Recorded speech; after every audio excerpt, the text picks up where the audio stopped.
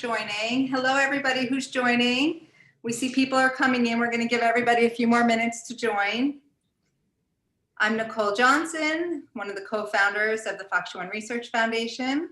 We're joined here by Nasha Fitter, who's my co-founder, CEO of the FOXG1 Research Foundation, Mike Gralia from the SYNGAP Research Fund, and Ellie Brimble, who is our genetics liaison lead and also with Citizen.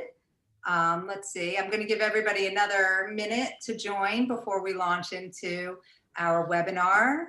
We're so excited that you're here. This is monumental. This has been 2 years in the making and truly the brainchild of these brilliant women here, Ellie and Nasha.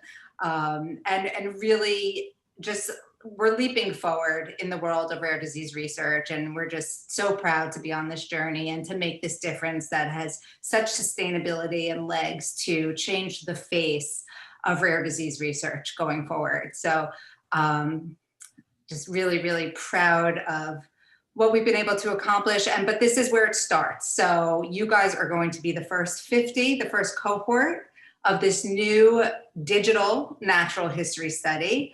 I'm not going to say too much about it because I'm going to let Nasha and Ellie take it away. Let's see.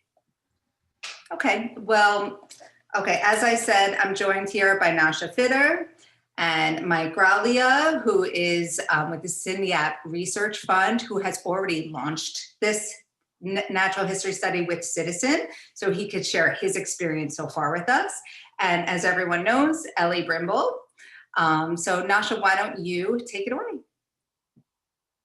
Okay, can you guys hear me? Yes? Okay, great. So thank you everyone for joining. As Nicole said, this has been 2 years in the making. Ellie and I really thought of this 2 years ago, and we'll go through the experience, and we're so excited that we're here today kicking it off. And Mike has already actually had a similar experience, so he's going to share his experiences from his rare disease group SYNGAP. And by the end of it, I will demo the platform, and I will also do an onboarding. So you can literally go through the onboarding with me, and I can help you, and you can let me know if you have any questions, or you can do it after, but this will be a step-by-step so you really understand what we're doing.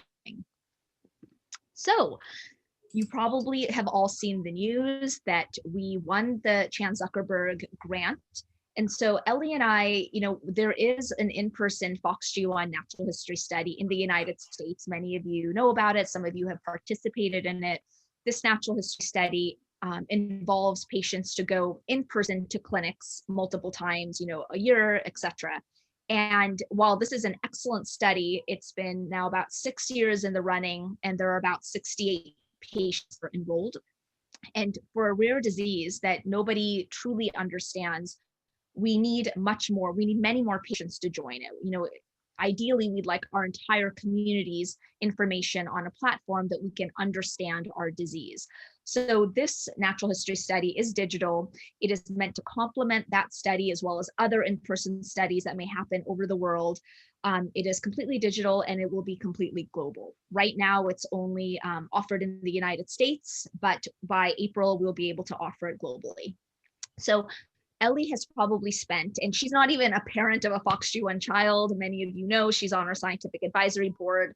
She was there from day one when we started this foundation, and has probably spent 5,000 hours on this grant. It was a very complicated grant. We had to go back and forth with the Chan Zuckerberg initiative because it is innovative. And what I love about our foundation is that we are finding a cure for our rare disease, are doing it in an extremely innovative way. All of our efforts are really looking at how do we make the system better, not just for us, but for everybody else. And so I'm going to let Ellie talk about what this grant was, what it entails, and what it means for us, and why we're so lucky as a community to have it. Ellie. All right. So I wanted to start off first just by giving a little bit of background information, just to sort of set the stage and set the tone for the rest of our conversation. As you guys know, the FOXG1 Research Foundation has been pivotal in funding basic science research to help identify possible paths to a treatment or a cure. But that's really only half of the picture. Once we have a treatment or a cure in place, we need to be able to prove that that treatment actually works. And the way to do that is to find clinical endpoints that represent a meaningful change in a person's health or their quality of life. And so this is really where we cue what we're doing with CZI. Do you want to go to the next slide, Nasha? Sure. I just want to interrupt too that there's a chat. So if anybody has any questions along the way, just put them in the chat for us. Perfect. So natural history studies, you may have heard this term before. We think about them a lot in rare disease research because we know that there's a lot left to discover. And really the purpose is to be able to characterize the signs and symptoms of a condition over the course of someone's life. So it's not enough just to get a snapshot of information. We really want that sort of timeline of picture, that timeline of information from, right from birth all the way up to adulthood. So that is what a natural history study is. And really in our case, there are multiple uses for a natural history study, but what we're most excited about is that we can use it to inform drug development. So here we have a number of reasons how a natural history study can be helpful. One I just mentioned is informing researchers how a disease can change over time. When do new symptoms emerge? When do symptoms stabilize or progress or get better? These are all things that are really important when we think about the timing for a drug administration. Number two is enabling endpoint selection for clinical trials. So again, getting back to that first point, how do we prove that a drug is really useful for a population so that we can get it into the market to be used by families and their kids? Third point is connecting mutation types and symptoms. So this is kind of referencing genotype-phenotype correlations, which you may have heard before. But here, this is trying to understand, how do specific mutations impact a person's clinical symptoms? And can we use that to better develop targeted therapies? Next point is reducing the amount of time it takes to get new medicines in clinical trial. So, we could think about staggering our approach, right? So as you know, we have a lot of work underway in supporting development of new treatments and therapies. But once we identify those, we kind of want to have the endpoints figured out at the same time, right? We don't then want to have to fund another study after that to identify the endpoints. So really the purpose here is to be able to parallel process and do both at the same time, so that when a new treatment or therapy is available, we already know what clinical endpoints we would use in a clinical trial, and so we can do this much quicker.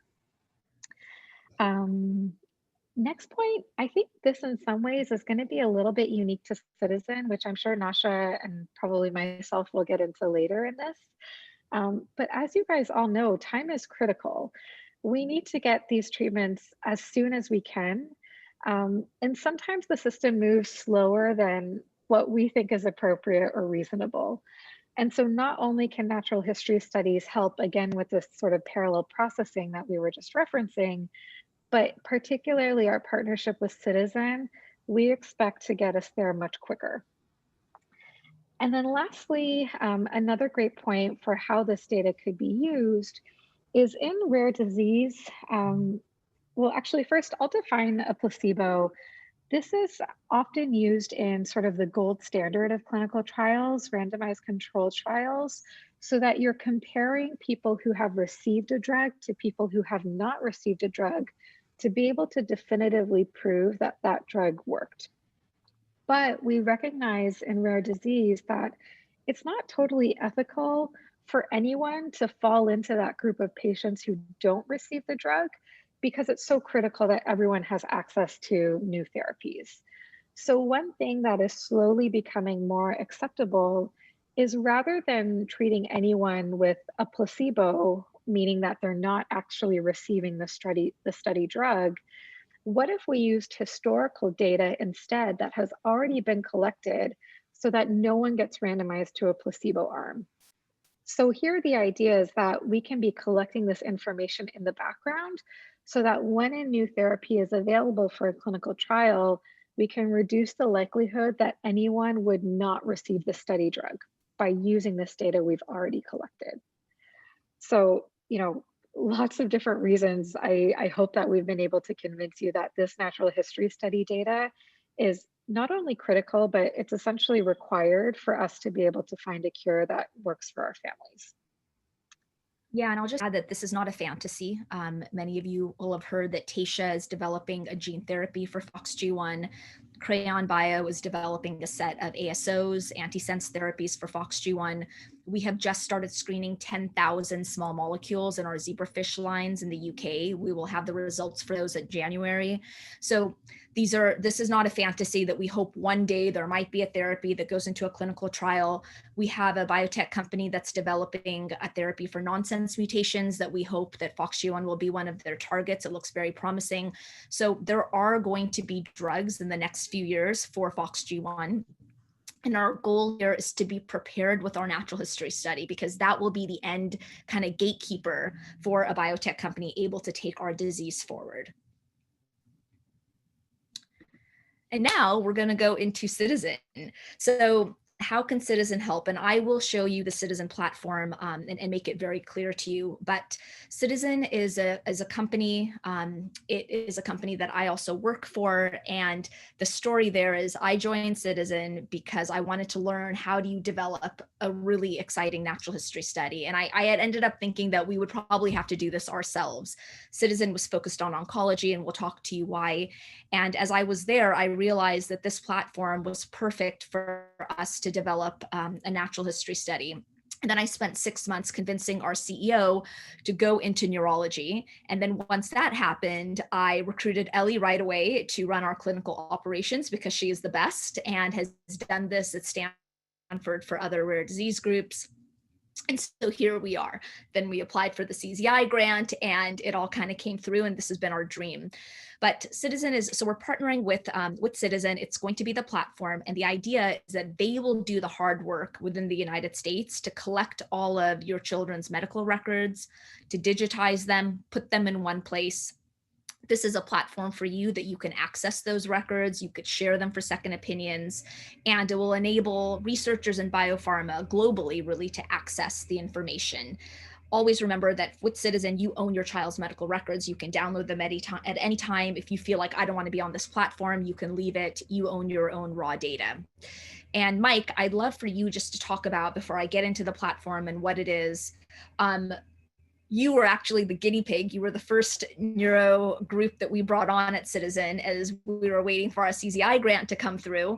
And you bought 50 SYNGAP patients, and you're now onboarding another 50. I just love for you to talk about like what the experience has been for your families, why you chose the platform, et cetera, and who you are.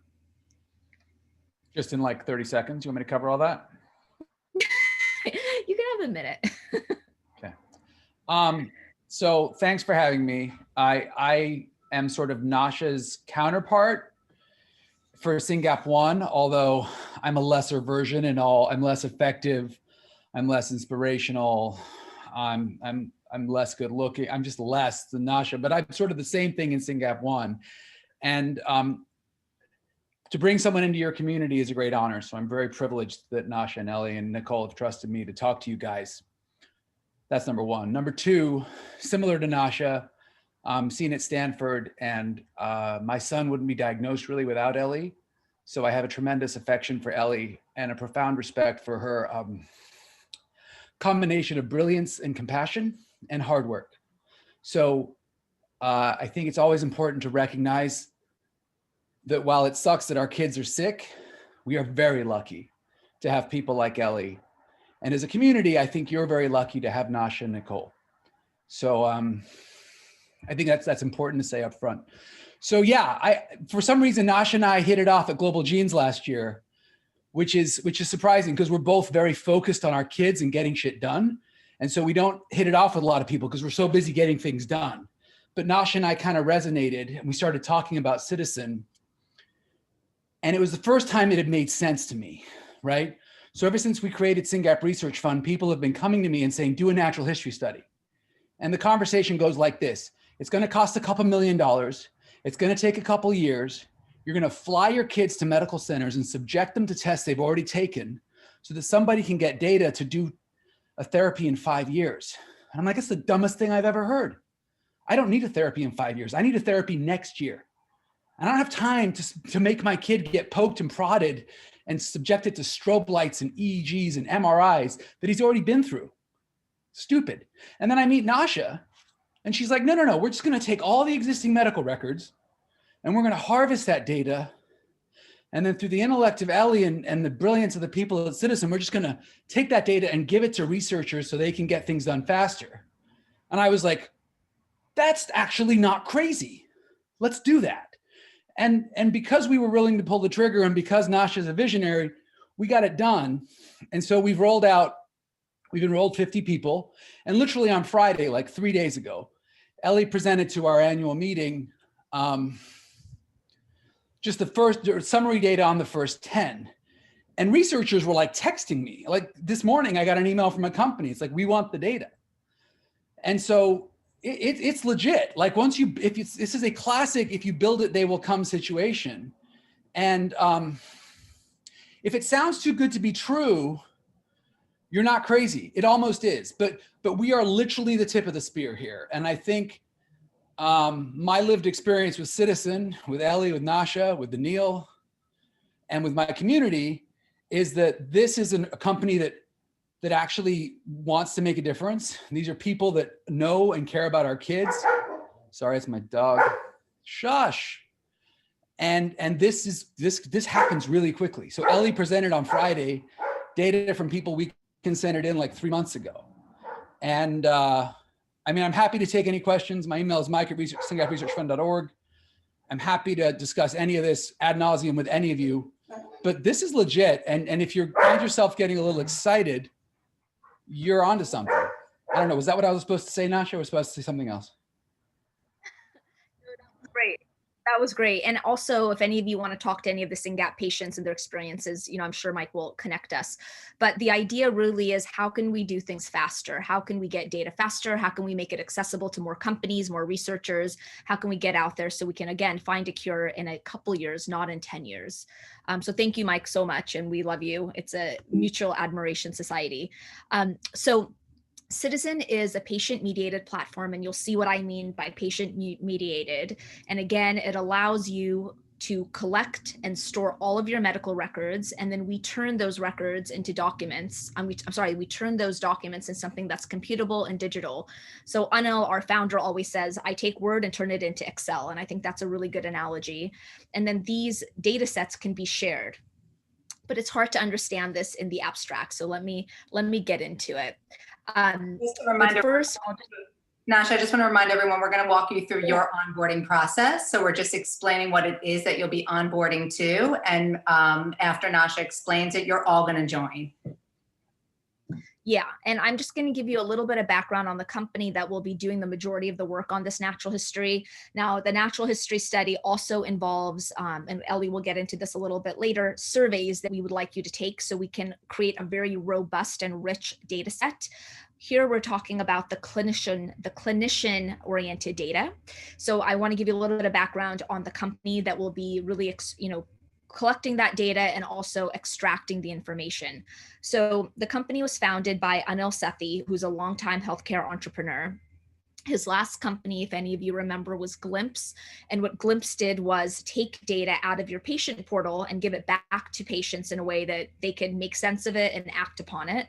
That company was acquired by Apple and has become the Apple Health platform. So for any of you that have ever used Apple Health, that was really designed and created by Anil. Now, during this time, his youngest sister, Tanya, was diagnosed with metastatic breast cancer, which is quite tragic. He spent 5 months trying to save her life, took her to 17 different medical centers, tried to enroll her in different clinical trials, and did not succeed, and she passed away. But in that process, he really understood what a mess healthcare data was in. And for someone that had spent 3 decades working in healthcare data, could not believe that this had happened to him and he could not do anything about it. And that was really the push that started Citizen. And the idea with Citizen first was, how do we help patients just get all of their information in one place so they can get second opinions faster, they can connect to clinical trials faster. And then it evolved into, wow, there's also a lot of information that we could help pharmaceutical companies and researchers access to find cures. The team it's an A-list team. We have Devin McGraw, who's the Chief Regulatory Officer and one of the co-founders, and she was the former Deputy Director in the Office for Civil Rights under the Obama administration. And all of the HIPAA guidance that we use today on patient right of access was actually written by Devin. So this is a huge reason why we are able to even go and collect medical records in the speed and comprehensiveness that we are. We have Brian Carlson, who and I'll get into this more. We use a clinical terminology called SNOMED to actually understand all of the data. And Brian is a part of the SNOMED working group. And so we were very lucky that, we have someone at his caliber really creating the clinical terminology that is used. We have myself, and I'm, as you know, a parent. I'm extremely passionate about this. And we have Ellie, who I kind of dragged from Stanford and is very excited to be here. And then we've got Alexa Burke, who's the head of our real world evidence and has spent her career at institutions like Sloan Kettering and working with companies like Pfizer to really design what is real world evidence data that we can use in clinical trials. So we have a great team working together to make this possible. So here's the process.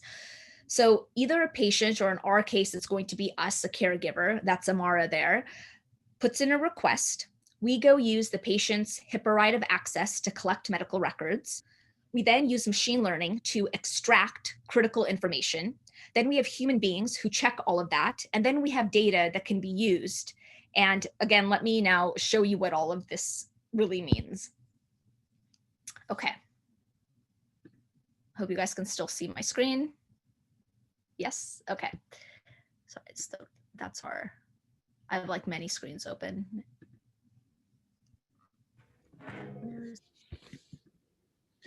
Hey, while you're situating, can I say one more thing? Please. You guys didn't spend a lot of time talking about the fact that the biggest private foundation in rare disease on the planet gave you $500,000 to do this. Chan Zuckerberg doesn't walk around giving away $500,000. Like, to impress Chan Zuckerberg has the best scientists on earth. They have every rare disease in the group in the world begging to be their best friend. They're like the gods of war. They don't give people $500,000 unless they're impressed. So I think if you're a FOXG1 parent and you're like, is this real? Can I trust Nasha? Is this just a Silicon Valley tech company? What's going on? Chan Zuckerberg gave Nasha and Ellie $500,000 and Nicole $500,000 to build this out and prove that it could work because they were so impressed. That is a really serious 500,000 data points that you should take very seriously as a strong signal that you are damn lucky to have Nasha, Ellie, and Nicole on your team. I'm sorry, I'm done. We love you, Monk. Thank you. No, it was, I mean, yeah, when we thought of this idea, I remember Nicole flew down from New York and we went and we did a presentation to the Chan Zuckerberg Rares One team. And I mean, it, like from that point, we really worked together with them because they were very excited about this, because the current way that natural history studies are conducted just don't work for rare disease, and they're slow and cumbersome and expensive. So they were super excited and interested that we could do this. And they already knew Anil because he has a really strong reputation in health data, and spent time with the team. And Chan Zuckerberg they do get hit up like, 100 times a day with different organizations asking for grants, but they were super excited about this and really worked with us to get this grant to be perfect. And as Ellie will testify, we had to explain how every single pen would be used and why it was necessary. So yeah, we are really, thank you, Mike. We are really proud of getting this grant. It is truly a sign of excellence that we were able to achieve to do this, and Ellie's kind of her hard work in describing what the grant would be about and how we would use it. So, and we are one of the Rares One partners now, so we're super excited about it. Thanks, Mike. So this is, I'm showing you an example. This is actually Tanya, Anil's little sister, who passed away from breast cancer, her account. And so there's a lot of stuff in it, but this is just an idea of what you will experience once you onboard and sign up, and why it's so powerful. So I'm at my dad's place, by the way, so the internet's a little choppy. But here, so we, requested records on behalf of Tanya. And what you'll notice is that when we talk about medical records, many of you have patient portals for your children. the patient portals actually don't have, and you probably have realized this, don't actually have the full medical record set. So here, for example, are Tanya's records from Johns Hopkins. And you'll notice it's the full 2,274 pages. And these records come to us in all types of formats, in, electronically. We also get boxes of paper that we will scan on your behalf and upload to your portal. And you'll notice it has everything. It's got handwritten stuff. We get things that are like Post-its on papers, photocopies. We collect every single thing, because the truth is, for, very significant disorders like neurology, oncology, the meat of the information required is in those notes. It's in pathology reports and genetic reports, and it's in all these reports that are not available to us in the patient portal. And so first and foremost, we go and collect all of these records. And I don't know if you're aware, but medical institutions legally only have to keep your children's records from between 5 and 7 years. Sometimes they'll keep it for 10 years and then they're gone. So at first and foremost, it's really important for us that we save our children's records. So here is a portal, it's all saved, and you can then share your information very easily with any doctor you want. So if you're going for a second opinion, if you just want to share the information with another caregiver, you can do that really easily. We also collect all of the imaging studies. So all of our children's MRIs are collected, and you can literally, click on this. And again, I'm sorry, my dad has really bad internet, but we are connected to a PAC server. So I've done this for Amara before, where I had her information from Stanford and I shared it with a doctor on the East Coast, and he was able to just go and access this and give me advice based on just the images he saw and all of her data. So it's a very powerful system, even for you, to help you in your day-to-day care management. Now, the beauty of what Citizen does, and again, this is a cancer example, so just bear with me. I'll also give you examples for what we're going to do for FOXG1. So Tanya had breast cancer, as you know. Here on the left-hand side are a list of entities, what we call, that are important for any specific disease. So in breast cancer, these are the entities that are very critical. So diagnosis, obviously, stage, histological type, tumor, location, etc. When you click on any entity, a couple things will pull up. So here I've clicked on her primary diagnosis as breast cancer. Now remember, this is not a survey platform. So Tanya didn't tell us that she had breast cancer. We were able to deduce this from her medical records. Here you'll notice that there's two types of medical records that we have collected. We've collected her pathology report and we've collected a diagnostic imaging report. This is really important. For every entity, we know the type of record that is going to be important for us. So let's say we collect your children's medical records and we're looking for their genetic diagnosis and the genetic test record is missing. We would know that, and we will go back to the hospital and to ask them. We will say that, this is a missing report. We know it's important. Please give that to us. And that's how we're able to really collect your children's entire medical record set. So here we know that these are the two records that are types of records that are important to understand what kind of cancer diagnosis a patient has. Within this, you'll notice that there's a paragraph. Here it says invasive ductal carcinoma in situ, et cetera, et cetera. Underneath this one, it says ultrasound demonstrates an irregular elongated solid mass, et cetera, et cetera. The important things to notice here are, number one, both of these paragraphs are different. And number two, in neither of the paragraphs does it actually say breast cancer. And this is where our machine learning, where Citizen has basically invested, the last 3 years building up and has one of the most sophisticated machine learning and AI platforms, I think, in the business, works to understand that not only the words, but the relationships between words mean that both of these paragraphs deduce to breast cancer. And more importantly, it deduces up to this SNOMED code. So SNOMED codes are clinical terminologies that are used, and it's a global terminology.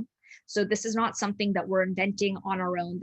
These are codes that are globally used that we can now standardize medical records across the world. So no matter what type of institution a patient has been seen at, we can literally normalize the records and have a collective data set. Ellie, is there anything you want to add to SNOMED codes? Because I know that you love them more than maybe your husband.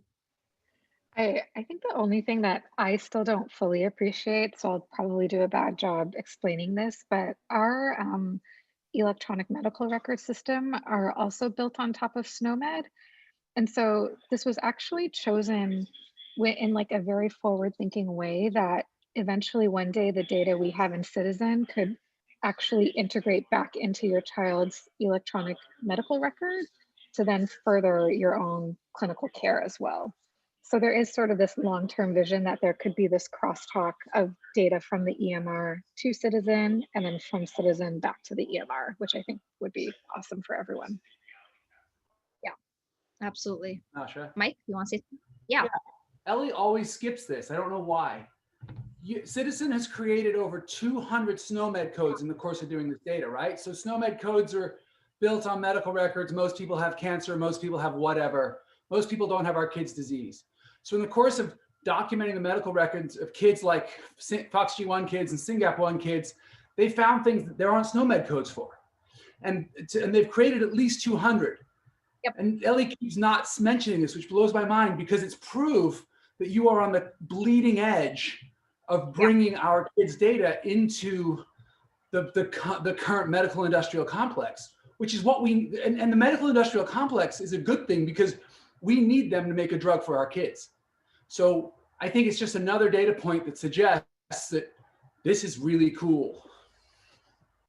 Yeah, you're right. She has, we have, I think we're up to almost 300 now codes that have been submitted to SNOMED. And so even there was no code for FOXG1, for example, FOXG1 syndrome. So we have really expanded the database that is now used by clinicians and researchers around the world to better classify our children's diseases. You're absolutely right, Mike. It's super powerful. The last point here is as I told you that there's original text that's taken out. What I didn't mention is you'll see a record next to it. And this is what we call data provenance, where every single thing that we take out of every single entity we take out of the medical document can be traced back to where in the document it was retrieved from. So this is really important. And this is why this platform is what we call kind of clinical ready. So these are the types of data provenances and the way we do our security, et cetera, that are important if a company is going to use this data to submit to the FDA. So just want to point that out, that it goes all the way back to where in the document every term came from. And I'll just share one other thing that I really love to talk about that we don't talk about enough, which is how are we able to get these medical records? So I don't know if you've ever tried to collect your own children's medical records. I have, and it's very difficult. In fact, I tried to collect my medical records, sorry, Ellie, from Stanford, where she's seen, and I literally could not collect them. It was like very difficult. But what we've done, again, because Devin, who has penned the majority of the HIPAA laws we use, as one of the co-founders, we created what we call the patient record scorecard.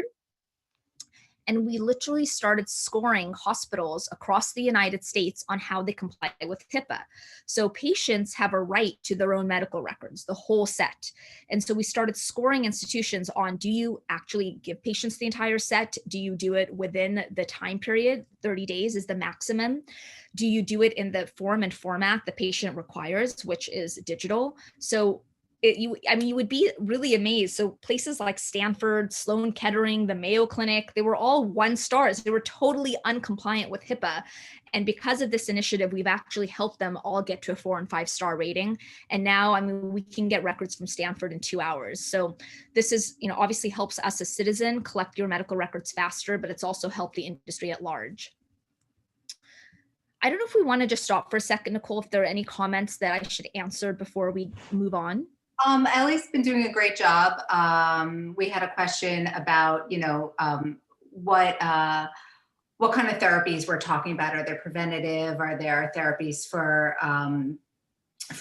symptoms we already have? And what, Ellie, you can answer what you wrote here to Allison. That was a great answer. And it's a great question, because what parents really want to know is, how does this play into the big picture? We all want to see treatment for our children. So you want to just answer Allison's question for everybody here, Ellie?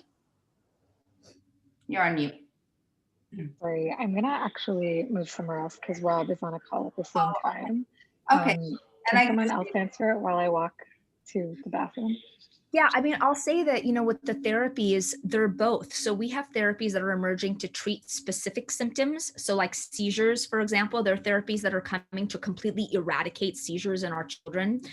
And there's also therapies that are coming down the pipeline that are helping for kind of whole child motor development, language development. So if any of you have followed the Angelman trials, which are using an anti-sense therapy, which is something we're looking for FOXG1, their clinical reports so far are showing kind of pretty enormous successes. So you have children that were not able to walk that are showing actually signs of walking and are walking. There are children that weren't able to speak that are now communicating. So there's some pretty advanced changes that are happening.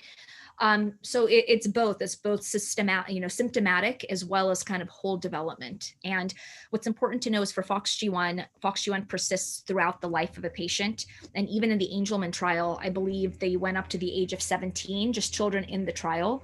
So, for parents who have older children, please don't think that this does not apply to you. Not at all, actually. Ellie, anything else you want to add to that? No, that sounds good. Yeah. Okay, cool. All right, so let me move on. So again, I'm just going to iterate that everybody here is our first 50 cohort. We started with the US and we're going to be global by March. So you will be the first FOXG1 parents to be able to access all your children's records in one place. And we're going to walk through that shortly. Yes. Okay, so this is just to give you an idea. Like I showed you on the platform, it was a cancer example. I think this is actually Amara's records, if I'm not mistaken. So this shows you like literally what is our machine learning doing for our kids. Ellie, take it away. Yeah, so when we think about preparing data for the purposes that we're interested in using it, it's really important that we're doing this in a way that is systematic, meaning that we treat every case the exact same way, and that we're doing it in a way that makes sure we're collecting the most important information, but gives us enough flexibility so that if 2 months from now, someone identifies something that's really critical for us to be able to capture, we have the ability to do that in real time. So essentially what we decided to do in this approach is we have a set number of types of information that we will systematically capture across every individual.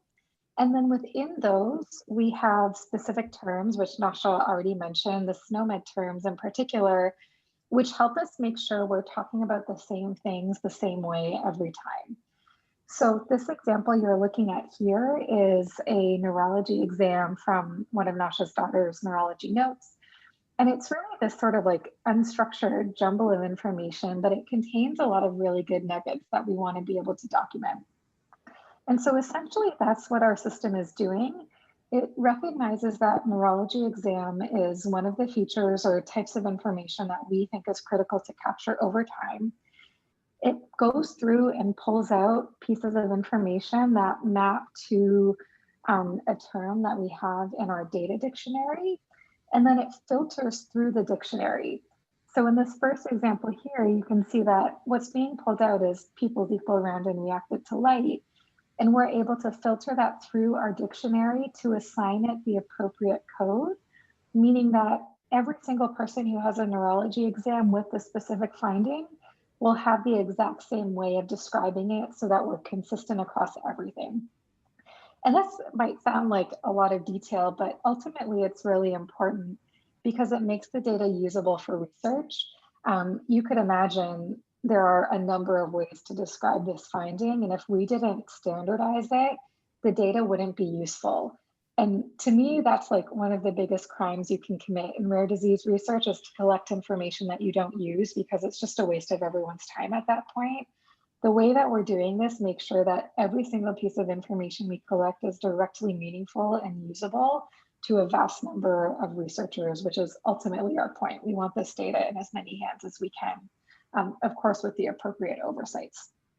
So really, we just pick through, pull out the meaningful pieces of information, normalize and standardize them using our dictionary of codes, and we end up with this really nice readout of information. Yeah, and I love, Ellie, when you explained it to me that, like, we look for synonyms, we create synonyms, right? So decreased tone throughout is a synonym for generalized hyptonia. And I just thought that was so interesting that that's what the system does, is creating all these synonyms. Yeah, it's actually a really good point, because what it means is that things don't need to be talked about in the exact same way to get the right code assigned, because we're constantly training the machine to recognize the actual meaning of that term. And so it can pull out things that we actually haven't even necessarily trained it to do, which is pretty cool. Yeah. And then this is very exciting. At least we think so. Yeah. Not just laughing because I always get so excited to explain this, but one of the coolest things I think about SNOMED is that it stores relationships between information. So one of the things that Nasha and Mike mentioned is that we've created a lot of SNOMED terms, and part of the reason why we've done that is we want to be able to document things exactly as they're written in the medical records with the exact same level of specificity, which means that we have a lot of detail that we're collecting up front, but maybe all of that detail isn't actually important for all of our researchers. And to have that much detail is maybe, hindering their research in some way because it's overcomplicating it. Well, Q SNOMED to the rescue. One thing that it does is it stores these relationships. So if you're a researcher and all you really want to understand is who is everyone with FOXG1 syndrome who's ever had an abnormal EEG, we could search for a term, electroencephalogram abnormal, and it would pull out anyone who's ever had an abnormal EEG. Within that term, it is also storing a relationship with more specific terms for abnormal EEG findings. So for example, generalized epileptiform discharges.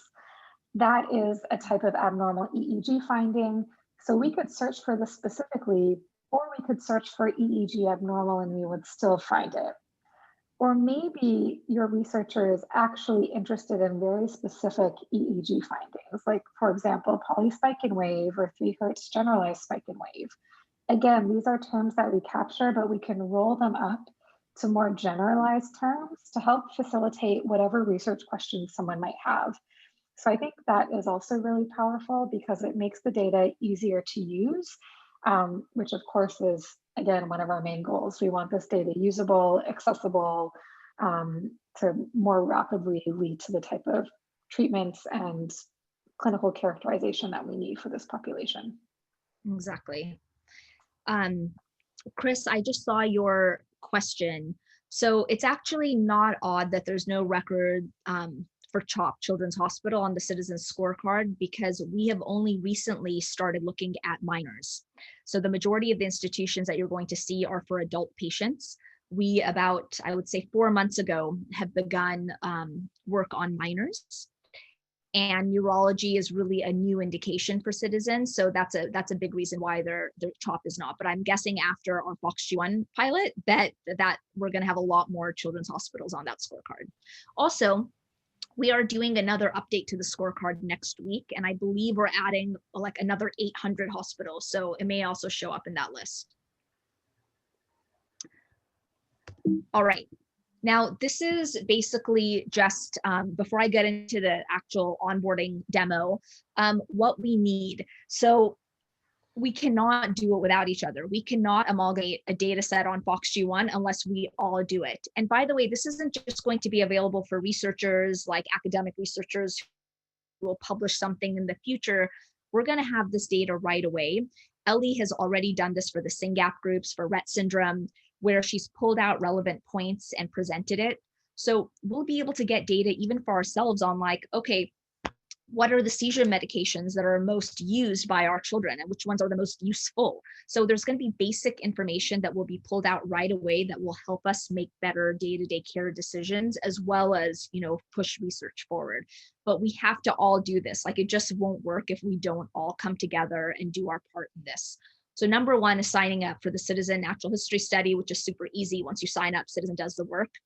But because we were awarded this grant, which we're so lucky to have been awarded, we get to have these surveys that we do. And Chan Zuckerberg is paying for these surveys. So like the Vineland is a very expensive survey. Chan Zuckerberg is paying for it, as well as a number of others. So here we really need you guys to take the surveys when you get pinged to take them. It's not a lot of time a year. Sorry, I keep moving my computer. It's really not a lot of time a year. It's a couple hours a year it will come to, and that's just such a small amount of, that we can all do to help our children.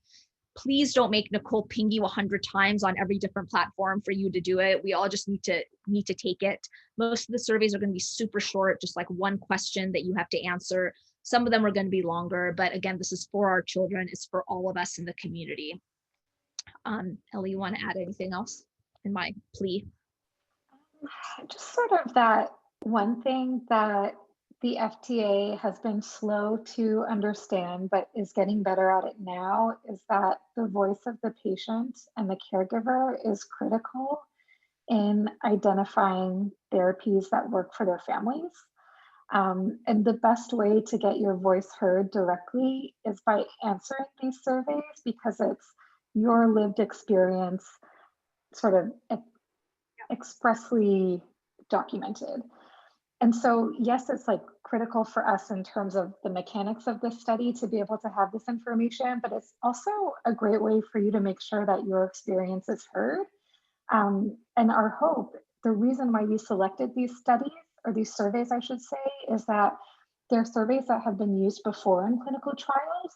So we expect that this data will actually be potentially used one day in, the approval of a new therapy or drug. So it's definitely not just busy work. There's sort of a real purpose for it. And I think it's also really meaningful to make sure that you guys as a community have a way to express your experiences, which, to be totally honest, don't always come through the medical records in the way that they could. Absolutely. For example, sleep is such a problem with all of our children that we cannot retrieve that from the medical records. So these are really important. And as Ellie mentioned, these are validated surveys that have been used in clinical trials. There's a new survey that we're super excited we're going to be able to add, which is the ORCA survey, which was created by the Angelman community and is actually being used in their clinical trial as an endpoint for communication, which when the last survey we've done on our patient registry, communication was ranked the #1 symptom that we all like our children to improve upon. It was ranked higher than removing seizures. So some of these surveys are really exciting to find the endpoints for the symptoms we want to track in the clinical trial. And I just want to say one thing though, and my goal is to make this all easy for you guys. So we are redesigning the website right now. So we're going to have this really cool patient data center where you're going to see all 6 of these surveys. Hopefully you'll see a check mark when you've completed them. Then 6 months later, when you have to do them again, you're going to get pinged. That check mark's going to go away. And we're going to try to make them fun, like those fun surveys you get text messages for that take a few minutes to do. And it's your child's information. So there's, they're very easy questions to answer. So I'll introduce you all to this new center where these surveys will live. Yes, Mike? Two points I want to make. The first point is, drug companies don't wake up one day and say, I like Nicole, I'm going to work on FOXG1. Drug companies wake up and say, I have a way to do blah, blah, blah, blah, blah, science speak to some kind of blah, blah, blah gene. And they boil the ocean and they look at a list of genes. And then they make like a very complicated process of data and patient groups and researchers and what's published. And then they choose 4 or 5 genes to work on out of an ocean of hundreds or thousands.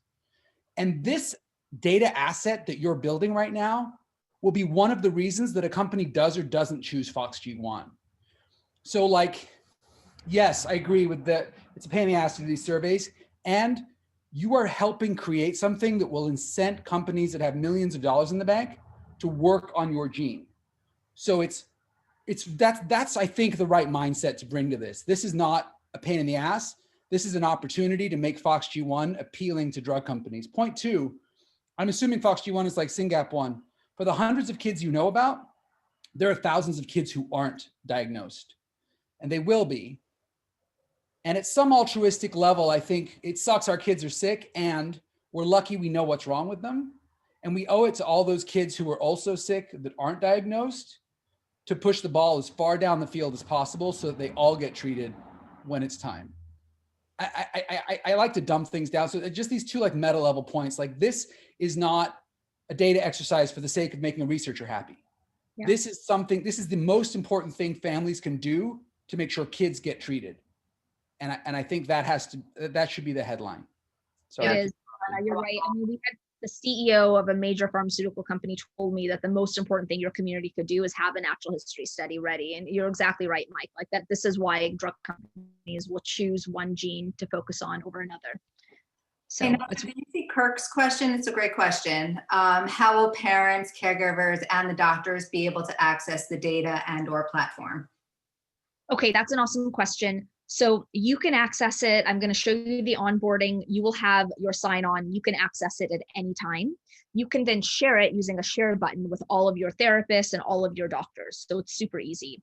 When an academic researcher or a biotech company wants to access the data, we need to de-identify it and give it to them in an aggregated format. So we do that on the back end at Citizen. They need to contact us. We need to verify they are who they really say they are. And then we provide them. We provide the data free for academic researchers. So, we don't want to come in the way of any research. And then there's a licensing fee for biotech companies. And that's really what makes the operation work and how it's free for patients. And I think there's a question on therapists or just medical data. So we're looking at just medical data because the FDA is not going to accept data from therapists as of yet. Maybe they will one day, but we're really looking at data that will be accepted by the FDA and other regulatory agencies around the world. The one comment I would make there is just that when your kid has been evaluated as part of like a developmental and behavioral pediatrics clinic at an institution, we do collect those and we find their evaluations to be very useful in terms of the data generated. One thing that is less useful for us is the treatment notes. So that would be one thing to think about if you're considering collecting your own records for maybe therapists that are outside of an institution. It's really the initial evaluations that have like the most useful information for this particular purpose. And the treatment notes themselves are a little bit less useful. Yeah. And Nasha, Exactly. Casey has a great question here. How many participants are needed in our natural history study in order for researchers to start acting on the data to identify potential treatments? So how big do we need to grow this in order to get results we want? Yeah, so our grant is for 400 patients. We want to get all 400, and then hopefully we'll be able to even add more than that. I mean, ideally, if we can get up to 1,000 patients, and our FOXG1 community is growing pretty fast every year, I think that would be a very, very good data set. But truthfully, in a rare disease community, data on 50 patients can be really powerful, especially if it's rich and comprehensive. Ellie, would you agree with that? Oh, totally. Of course, I don't have any numbers prepared off the top of my head, but if you look at some of the clinical trials that have been done in rare disease populations, you might be surprised at how small the numbers are. Yeah, yeah. And it's actually for our own children that we have more data before we put any of our kids in a clinical trial. Like I certainly would feel more confident myself. Our community, Elia, is, I think we're up to about 750 patients that we know about that have like come out on Facebook, so to speak. So the community has to be larger than that. So we expect to hit 1,000 probably next year. And Nasha, somebody who Julie is asking, would like ultrasound or like pregnancy type records be useful to collect if they saw something in a ultrasound that indicated something could be wrong? I love that question. We've got that before, Ellie, too, that the parents, especially the mother's pregnancy records should be collected. We haven't done that yet, but that's definitely something we could do, and we should think about that. I would say, in fact, like, I might. Sorry, go ahead, Nellie. Oh no, I was just saying, like, until we submit a process for that, if you have any records from your pregnancy that you think are relevant, they could be uploaded to the profile while we sort of work it out. Perfect. That's right. I'll show you how to do that, how you can upload your own records. That's a perfect. Mm-hmm. And I think there's a question about the Rett Spectrum Clinic. So You can actually put that clinic down in one of the institutions that you'd like us to collect medical records from, and we will go ahead and try to collect those records. If we have any problems, we'll let you know. And then if you have the records, you can upload them yourself. But if it's covered under HIPAA, which it should be, unless it was done just for research purposes, we should be able to collect them. Okay. So I'm going to go through the onboarding, and you could do it with me. The one thing you need is you want to take a picture of your driver's license. This is going to make your life a lot easier if you do it ahead of time. Take a picture of your driver's license and upload it onto your computer. So just like you can take a picture from your phone and then just email it to yourself and then download it from the email onto your computer. That's what I did. And I think it's really the easiest way. Or you could take a picture with your computer if you're like savvy. I find that a little bit harder than my phone. And the second is your children's birth certificate. So if your child is under the age of 18, we need their birth certificate. Again, what I did for Amara, and I can even show you, I just took her birth certificate and took a picture with my phone, just try to make it as clear as you humanly possibly can. And then again, just email it to yourself and download it so it's on your computer. You may already have it on your computer, but that's going to make your onboarding life a lot easier. If your child is over 18, you just have to prove that you have medical proxy. And you probably already have this document. So it's like a medical proxy document. If you don't have it, we can kind of work with you on how you get that, but you're going to need that document going forward and in any case. So that's what you need. I'm going to just log on. And while I'm doing that, some of you, if you want to get ready and take a picture and do all that kind of stuff, please go do that. And let me just answer this. Oh, Ellie, I think you already answered it. Great. Okay, let me pull up my.